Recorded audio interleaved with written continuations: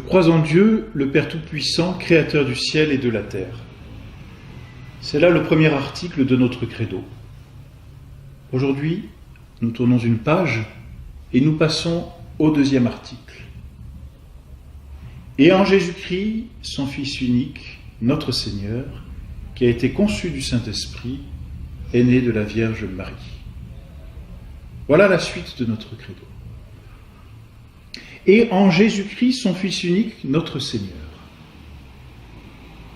Nous l'avons comme annoncé la dernière fois, ou plutôt, Dieu nous l'a promis, ce Sauveur, qui s'appelle Jésus-Christ, notre Seigneur, notre Sauveur.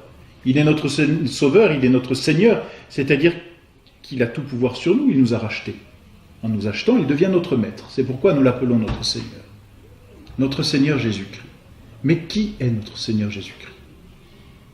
Notre article du Credo nous dit « Et en Jésus-Christ, notre Sauveur, son Fils unique ».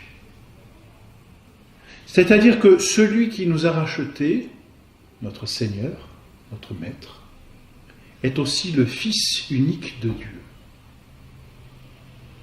C'est là ce que l'on appelle le mystère de l'incarnation. Le mystère de ce Fils de Dieu, et nous avons vu lorsque nous avons parlé de la Sainte Trinité, de cette deuxième personne de la Sainte Trinité, le Fils, le Verbe, la sagesse, cette parole qui jaillit éternellement de Dieu et qui engendre le Fils unique, ce Fils unique, Dieu, le Fils, est notre Seigneur, Jésus-Christ. Or, notre Seigneur Jésus-Christ, nous le connaissons par les témoignages des apôtres. C'est aussi un homme. Notre Seigneur Jésus-Christ, cet homme qui a vécu dans le temps et a été annoncé comme le Rédempteur, est aussi Dieu, le Fils. C'est ce mystère de l'incarnation, mystère d'un homme qui est Dieu et homme à la fois, notre Seigneur Jésus-Christ.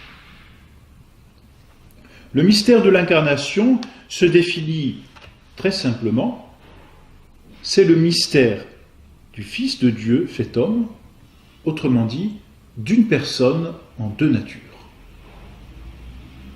C'est-à-dire de l'union de la nature divine et de la nature humaine dans la personne du Fils.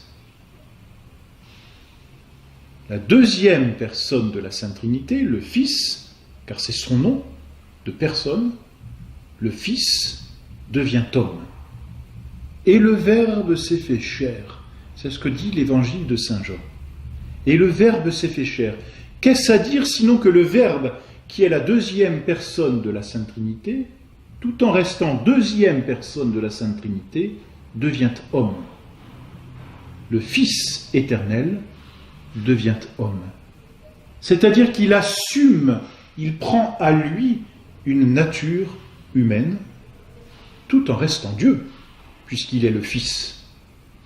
S'il n'était plus le Fils, il ne serait plus Dieu. Mais il reste le Fils, il reste le Verbe, en se faisant chair. Le Verbe s'est fait chair, et il a habité parmi nous, dit Saint Jean. Il reste Dieu, mais il devient homme. Il reste éternel, mais il a un nouveau mode d'exister humain, dans le temps. Dieu se fait homme. Mystère de l'incarnation, c'est-à-dire mystère par lequel le Fils, la deuxième personne de la Sainte Trinité, assume une nature humaine et devient semblable à nous par sa nature humaine, tout en restant Dieu par sa nature divine. Mystère ineffable qui nous dépasse. Du reste, s'il ne nous dépassait pas, ce ne serait plus un mystère. Mais Dieu nous dépasse infiniment. Et l'œuvre de Dieu nous dépasse aussi. Il est bien compréhensible que ce soit là un mystère. Mystère donc de cette personne unique qui revêt, si l'on peut dire, deux natures, la nature divine et la nature humaine. Mystère de notre Seigneur, Jésus-Christ, qui est à la fois Dieu et homme.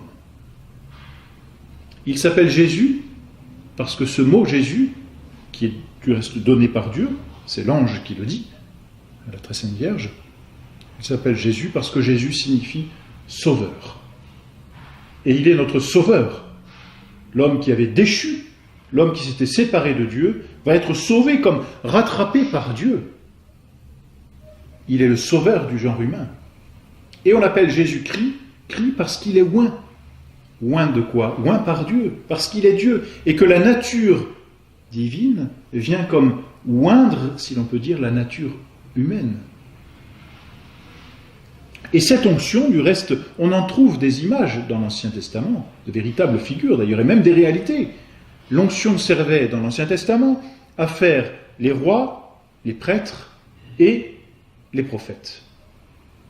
Or, notre Seigneur Jésus-Christ, de par l'onction de sa nature divine sur la nature humaine, est parfaitement et pleinement, et dès sa naissance, il est roi, il est pontife, prêtre, il est prophète.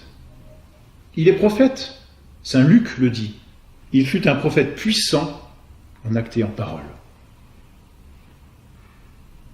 Il est prêtre, tu es sacerdos in aeternum, tu es prêtre pour l'éternité, selon l'ordre de Melchisédek. Et du reste, nous le reverrons, il est prêtre tout particulièrement sur la croix, dans son sacrifice. Parce que le sacrifice est l'œuvre du prêtre. Et il est roi. Pilate qui l'interroge, « Tu es donc roi ?» Notre Seigneur lui répond, « Oui, tu le dis, je suis roi. » Il est roi de droit, il est prêtre de droit, il est prophète de droit, parce qu'il est Dieu et que sa nature divine est l'onction qui se répand sur la nature humaine. Mais non seulement il est de droit, mais il est par excellence, puisqu'il est Dieu, et que c'est sa nature divine qui oint, si l'on peut dire, sa nature humaine. Ainsi donc, il est le roi des rois, par excellence. Il est le prêtre de tous les prêtres, il est prêtre par excellence, et il est prophète par excellence, parce qu'il est Dieu, mais parce qu'il est homme aussi en même temps. C'est le mystère de l'incarnation, mystère bien difficile à comprendre, mais absolument sublime, de bonté et de miséricorde, d'un Dieu qui s'abaisse à se faire homme, sans rien renoncer de ce qu'il est, en tant que Dieu, mais en prenant aussi toute notre nature humaine, hormis, dit saint Paul, le péché, car Dieu ne peut pas connaître le péché. Mais il a pris et assumé toutes les autres faiblesses. Mystère donc de l'incarnation d'une seule personne en deux natures. Nature humaine, nature divine, une seule personne, le Fils de Dieu. Je crois en Jésus-Christ, son Fils unique, notre Seigneur.